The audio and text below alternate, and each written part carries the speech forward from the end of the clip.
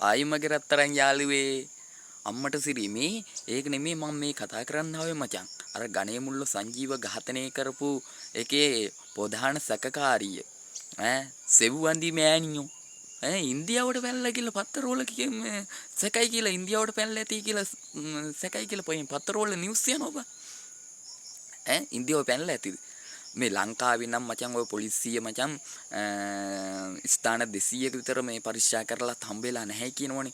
ඔය කළුතර පැත්තේ රම්බඩු රංආභරණ මධ්‍යස්ථානයකින් ඔය රත්තරන් බඩු වගේ මෙව කරගෙන මේ තිබුණලු.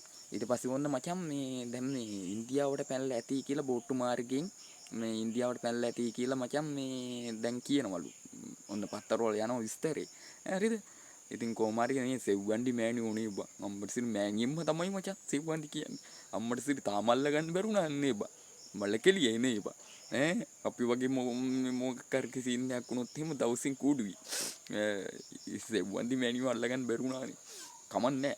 සෙව්වන්ඩි මෑණියෝ කොහොමාරි අල්ලගන්න සෙව්වන්ඩි මෑණියෝ අනිවාර්යෙන්. නැත්තම් මල කෙලියේ වෙන්නේ සෙව්වන්ඩි මෑණියෝ. තව ගිහිල්ලා ඉවිලා තව කොහේ හරි අපරාධයක් කරයි සෙව්වන්ඩි මෑණියෝ අනිවාර්යෙන් අල්ලගන්නේ නැහැ සෙව්වන්ඩි මෑණියෝ. කොහොමාරි මේ ඉන්දියාවට පලා ගිහිල්ලා කියලා තමයි පත්තරවල නිවුස් යන්නේ. ඉන්දුවට පලා ගිහිල්ලාද ලංකාවෙම ඉන්නවත් දන්නේ මේකි. වනගත වෙලාත් දන්නෙත් නෑ මේකි. කමන්නේ වනගත වෙලා හරි කොහේ හරි ඉන්නව ඇති. කොහොමාරි අල්ලගන්න. සෙව්වන්දි මෑණියෝ දැන් සෙව්වන්දි මෑණියෝ මේ දැක්කොත් එහෙම උඹලා කියපන් සෙව්වන්දි මෑණියෝ දැක්කොත් එහෙම මේ දෙනවා නේද ලස්ස 10යි ඉස්සෙල්ලා දෙනවා කිව්වොත් දැන් ලස්ස 12ක් දෙනවා කිව්වා සෙව්වන්දි මෑණියෝ අල්ලගෙන කොහොම හරි සෙව්වන්දි මෑණියෝ කොල්ලන්න ඕනේ ඉන්දියාවේ හිටියත් අවුලක් නැහැ. ඉතින් දැන් ඉන්දියාව පොලිසියටත් දන්නවලු තියෙන ලංකාවේ ඉන්දියාවේ ඉන්න සේරම අපරාධකාරයෝ මේ අල්ලලා දෙනවා කියලා ඉන්දියා පොලිසියෙන් මේ කියලා තියෙනවා.